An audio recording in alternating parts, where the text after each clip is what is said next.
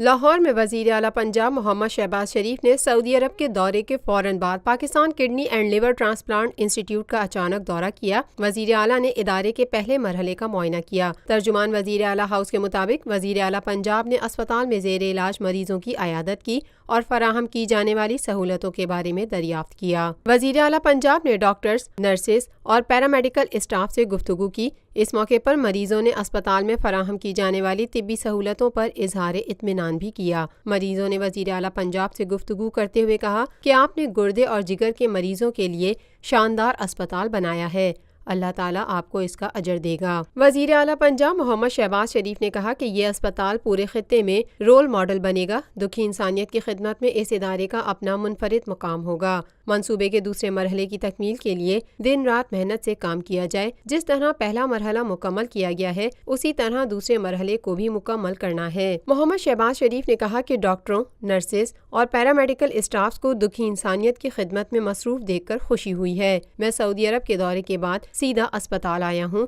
مجھے خوشی ہے کہ اسپتال میں مریضوں کو بہترین علاج معالجہ فراہم کیا جا رہا ہے۔ پاکستان بھر میں نمائندگان کا وسیع نیٹ ورک، ہر خبر جاننے کے لیے دیکھتے رہیے TNN TV۔